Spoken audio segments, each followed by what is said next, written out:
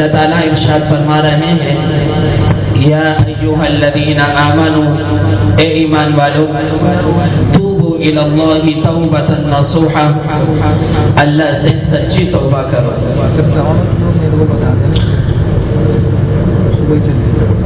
حافظ ابن قیم رحمۃ اللہ علیہ نے لکھا ہے کہ انسان جب گناہ میں مبتلا ہوتا ہے تو گناہ کے اثرات ظاہر ہوتے ہیں، دنیا کے اندر بھی اور آخرت کے اندر بھی۔ دنیا کے اندر جو گناہ کے اثرات ظاہر ہوتے ہیں وہ 5 ہیں۔ سب سے پہلا اثر جو دنیا کے اندر ظاہر ہوتا ہے، نیکی کرنے کو دل نہیں چاہتا۔ انسان جتنی بھی کوشش کرے نیکی کرنے کی تو وہ نیکی کرنے کو دل نہیں چاہتا۔ نیک محافل میں، قرآن کی تلاوت میں، اللہ تعالیٰ کا ذکر کرنے میں، صدقہ خیرات کرنے میں، غرض جتنے بھی نیک کام ہیں ان نیک کاموں کی طرف انسان کا دل مائل نہیں ہوتا۔ یہ گناہ کا سب سے پہلا اثر ہے۔ اور دوسرا اثر جو انہوں نے لکھا ہے کہ انسان کے دل کا سکون چھن جاتا ہے۔ انسان جتنی بھی کامیابی سے گناہ کرے لیکن گناہ کے باوجود اور کامیابی کے باوجود اللہ اس کے سکون قلب کو چھین لیتا ہے۔ وہ شخص راحتوں میں ہونے کے باوجود، بہترین بستروں میں ہونے کے باوجود اس کو سکون قلب حاصل نہیں ہوتا۔ نبی اکرم صلی اللہ علیہ وسلم نے فرمایا کہ ایک صحابی نے آ کے پوچھا اللہ کے رسول مجھے کیسے پتہ چلے گا کہ گناہ کیا ہے اور کیا نہیں ہے؟ آپ صلی اللہ علیہ وسلم نے ایک چھوٹا سا اصول بیان فرمایا، الاسم ما حاک فی صدرک، گناہ وہ ہے جو تیرے دل میں کھٹکے، وکرہت ان یطلع علیہ غیرہ، جو کام تو کر رہا ہے تو اس بات کو ناپسند کرے اس کام کے اوپر کوئی دوسرا شخص مطلع ہو جائے، وہ کام کسی دوسرے کو پتہ چل جائے، تم اس چیز کو ناپسند کرو۔ جب تم اس چیز کو ناپسند کرو کہ تمہارے اس کام پر کوئی دوسرا مطلع ہو جائے، باخبر ہو جائے، تو سمجھ جاؤ یہ گناہ ہے۔ اور ہر وہ کام جو شریعت کے خلاف ہو، جو سنت کے خلاف ہو، اسی کو گناہ کہتے ہیں۔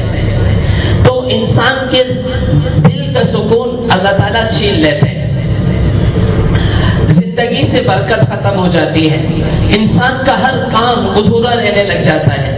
جس کام کی بھی وہ کوشش کرے، جس کام کے اندر بھی وہ ہاتھ ڈالتا ہے وہ ادھورا رہ جاتا ہے۔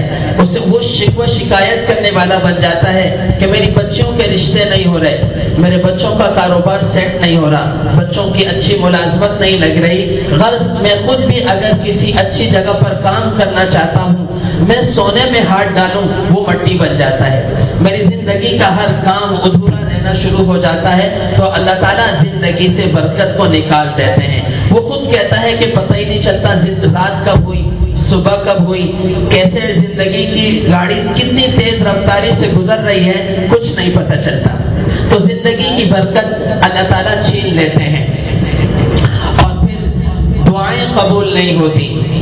یہ گناہگار فاسق اور فاجر آدمی جتنا چاہے گڑ گڑائے اور جتنا چاہے گناہوں کے ساتھ وہ اللہ کو مناتا رہے، اس کی دعائیں قبول نہیں ہوتی۔ اس کی آسان مثال یوں لکھی ہے کہ ایک انسان کی 2 طرح کی اولاد ہو، ایک اولاد وہ ہے جو انسان کی اطاعت گزار فرما بردار ہو، اور ایک اولاد وہ ہو کہ جو نافرمان ہو۔ جب انسان کی فرما بردار اولاد کوئی فرمائش کرتی ہے تو باپ اسے فوراً پورا کرنے کی کوشش کرتا ہے، اور نافرمان اولاد کوئی فرمائش کرے تو باپ سنی انسنی کر دیتا ہے۔ یہ ایک مثال لکھی ہے علماء نے، تو فرمایا کہ جب نیک صالح انسان دعا مانگتا ہے تو اللہ تعالیٰ اس کی دعا کو سنتے ہیں، اور جب فاسق اور فاجر دعا مانگتا ہے تو اللہ تعالیٰ اس کی دعا کو سنی انسنی کر دیتے ہیں۔ تو دعائیں قبول نہیں ہوتی، اور پھر فرمایا نعمتوں کا زوال شروع ہو جاتا ہے۔ آخری جو چیز لکھی ہے وہ نعمتوں کا زوال ہے کہ جو نعمتیں اسے میسر ہیں، اللہ تعالیٰ نے جو نعمتیں اسے عطا کی ہیں، وہ ان نعمتوں نعمتوں کا زوال شروع ہو جاتا ہے۔ جو اللہ نعمتیں دینا جانتا ہے وہی اللہ نعمتیں لینا بھی جانتا ہے۔ فَأَمَّا الْإِنسَانُ إِذَا مَا ابْتَلَاهُ رَبُّهُ فَأَكْرَمَهُ وَنَعَّمَهُ فَيَقُولُ رَبِّي أَكْرَمَنِ، جب اللہ اس کو نعمتیں دیتا ہے تو وہ کہتا ہے میرے رب نے مجھے بڑی عزت دی ہے۔ وَأَمَّا إِذَا مَا ابْتَلَاهُ فَقَدَرَ عَلَيْهِ رِزْقَهُ، اور پھر جب اللہ اس پر رزق کو تنگ کر دیتا ہے فَيَقُولُ رَبِّي أَهَانَنِ، وہ کہتا ہے میرے رب نے مجھے ذلیل کر دیا۔ تو نعمتوں کا زوال شروع ہو جاتا ہے۔ تو ان تمام چیزوں سے بچنے کا ایک ہی راستہ ہے کہ انسان گناہوں کی زندگی کو چھوڑ دے۔ اگر ان مصیبتوں سے وہ بچنا چاہتا ہے اور ان تمام مشکلات سے وہ بچنا چاہتا ہے تو اس کا ایک ہی راستہ ہے کہ وہ گناہوں کی زندگی کو چھوڑ دے۔ حضرت علی رضی اللہ تعالیٰ عنہ نے فرمایا جو شخص یہ چاہتا ہے کہ اسے عزت ملے، خاندانی نہ ہو، خاندانی سپورٹ نہ ہو، اسے عزت ملے خاندان کی سپورٹ کے بغیر ملے۔ نمبر 2، اسے شہرت ملے، وہ شہرت چاہتا ہو۔ نمبر 3، وہ ہیبت اور دبدبا چاہتا ہو لیکن بغیر سلطنت کے، بغیر مملکت کے، بغیر بادشاہت کے۔